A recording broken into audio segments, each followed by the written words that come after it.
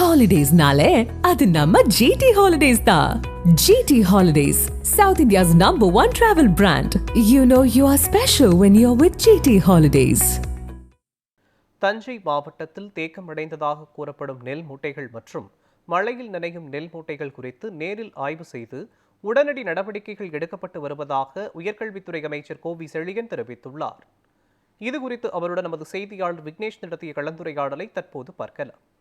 திருப்பனந்தாளில் திருலோக்கி, கட்டாநகரம், மணிக்குடி உள்ளிட்ட பகுதிகளுக்கான உங்களுடன் ஸ்டாலின் திட்ட முகாமை இன்றைய தினம் தமிழக உயர்கல்வித்துறை அமைச்சர் முனைவர் கோவி செழியன் அவர்கள் தற்போது தொடங்கி வைத்துள்ளார்.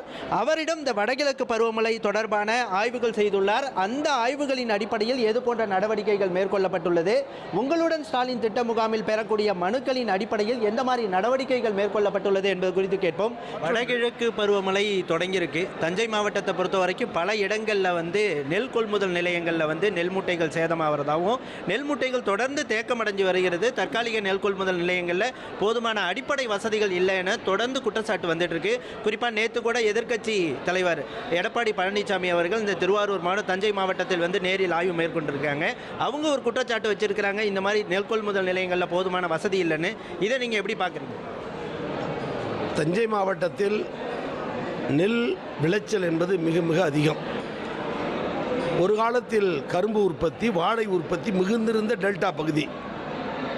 காலப்போக்கில் கடந்த காலங்களில் விவசாயிகளால் அரசு ஏற்படுத்திய இடர்பாடு, உரிய நேரத்தில் உரிய உதவி கிடைக்காத தன்மை, மேட்டூர் அணையினுடைய நீர்வரத்துக்கேற்ப அணையை திறக்க வேண்டும், அது கடைகோடிக்கு செல்ல வேண்டும் என்று திட்டமிடாத ஒரு மனநிலை, இவைகள் காரணமாக கடந்த 10 ஆண்டுகளில் இல்லாத ஒரு பெரும் மாற்றம், பெரும் வளர்ச்சி கடந்த 4 ஆண்டுகளில் கழக அரசு, தளபதி அரசு செய்து கொண்டிருக்கிறது.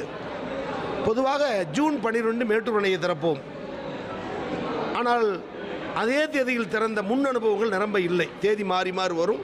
அது வடகிழக்கு பருவ காற்றினை பொறுத்து. ஆனால் அறிந்தவரை தெரிந்தவரை 4 ஆண்டுகள் தொடர்ந்து ஜூன் மாதம் 12ஆம் தேதி அணையை திறந்த ஒரே முதலமைச்சர் நம்முடைய தமிழ்நாடு முதலமைச்சர் தான். கடந்த காலங்களில் மேட்டூர் அணையை முதலமைச்சர் திறப்பார்கள், கல்லணையை ஆங்காங்கு இருக்கக்கூடிய அமைச்சர்கள் தான் அந்த அணையை திறப்போம். ஆனால் இந்த ஆண்டு அரிய சாதனை, மேட்டூர் அணையிலும் அணையை திறந்து தமிழ்நாடு முதலமைச்சர், 15ஆம் தேதி கல்லணையிலும் அணையை திறந்து பொதுமக்களுக்கு நீர்ப்பாசனத்தை உருவாக்கி தந்தது முதலமைச்சர். ஆக விவசாயிகள் பிரச்சனையில் பார்த்து பார்த்து பார்த்து பார்த்து அவர்கள் செய்ய வேண்டும் என்று நினைக்கிறார். கடந்த காலங்களில் குறிப்பிட்ட அளவு மட்டும்தான் தூர்வாரப்பட்டது. கடைகோடி பகுதிக்கெல்லாம் தூர்வாரப்பட்டது வரலாறு இல்லை. குறிப்பாக கழக அரசிடம், முதலமைச்சரிடம் நாங்கள் எடுத்துச் சொல்லி டெல்டா மாவட்டத்துக்கு பதிலாக ஏ கிளாஸ், பி கிளாஸ் வாய்க்கால் மட்டும் தூர்வாரப்படும் என்ற நிலையை மாற்றி சி கிளாஸ் வாய்க்காலும் அது தூர்வாரப்பட்டால்தான் அந்த நீர் கடைகோடிக்கு போகும் என தெரிந்து அவர்களுக்கும் நிதி ஒதுக்கீடு செய்து அதை செம்மைப்படுத்தி வழங்கியதனுடைய விளைவு தான் கடந்த காலங்களில் நீர்ப்பாசனத்தில் எந்த குறைபாடும் விற்றதில்லை. ஆக விவசாயிகள் பிரச்சனையில் பல காணொலி கூட்டங்களை, ஆய்வுக் கூட்டங்களை நடத்தி நேற்றைய தினம் நம்முடைய உணவுத்துறை அமைச்சர், பிற்படுத்தப்பட்ட துறை அமைச்சர், நான் இவர்களெல்லாம் சென்று அந்த பகுதிகளை ஆய்வு செய்து நெல் கொள்முதல் செய்கிற இடங்களில் ஏற்படும் இடர்பாடு என்ன என்பதை களைய வேண்டும் என்பதற்காக, அது மழைக்காலங்கள் வந்த இடர்பாடு, விரைந்து நெல்லை எடுக்க முடியாத நிலை, ஆங்காங்கு 1000-2000 மூட்டைகள் தேங்கி நிற்கின்ற நிலை, இதை உணர்ந்துதான் முதலமைச்சரிடம் எடுத்துச் சொல்லி ஒரு நாளைக்கு 800 மூட்டைகள் மட்டும்தான் நெல் கொள்முதல் செய்யப்படும் என்பதை மாற்றி பொதுமக்களுடைய கோரிக்கை, எங்கள் உள்ளாட்சி அமைப்புகளுடைய கோரிக்கைகளை ஏற்று 1000 மூட்டை நிரந்தரமாக தினசரி நெல் கொள்முதல் செய்யலாம் என்று உத்தரவு போட்டது வாய்வழி அல்ல, உத்தரவு போட்டிருப்பது நம்முடைய முதலமைச்சர் அவர்கள். அதேபோல நெல் பிடித்தனுடைய பனிக்காலங்களில், மழை காலங்களில் ஈரப்பதம் அதிகமாக இருக்கும்.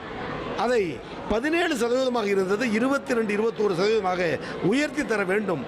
ஏனென்றால் விளைச்சல் பயிர் மேட்டுக்கு வரும் பொழுது அந்த ஈரம் இருக்கத்தான் செய்யும் என்ற ஈரப்பதத்தையும் கூட்டி தருவதற்கான முழு முயற்சி எடுத்துக்கொண்டவர் நம்முடைய முதலமைச்சர் அவர்கள். தேர்தல் வாக்குறுதியில் சொன்னதை போல் நெல் கொள்முதல் செய்வதற்கு என்ன நிர்ணய தொகை வழங்கப்படுமோ அதை விவசாயிகள் ஊக்கப்படுத்துவதற்கு வண்டித்தொகை உள்ளிட்டவைகளாம் வழங்கி விவசாயத்தை மேன்மைப்படுத்திய நம்முடைய கழக அரசு. எனவே ஆங்காங்கு ஏற்பட்டிருக்கிற மழைக்காலங்களில் ஏற்பட்ட சிறு சிறு பிரச்சனைகள் அது எதிர்காலங்களில் நிவர்த்தி செய்யப்படும். தமிழக உயர்கல்வித்துறை அமைச்சர் அவர்கள் சொன்ன மாதிரி இந்த வடகிழக்கு பருவமழையை எதிர்கொள்ள ஏதுவாகவும், இந்த மாதிரி முகாம்களில் பெறக்கூடிய மனுக்களுக்கு ஏதுவாகவும் போதுமான நடவடிக்கைகளை அரசு விரைந்து செயல்படுத்தி வருகிறது என்பதே அவர்களது பிரதான நம்பிக்கையாக இருக்கிறது. நியூஸ் 7 தமிழுக்காக திருவிடைமருதூரிலிருந்து விக்னேஷ்.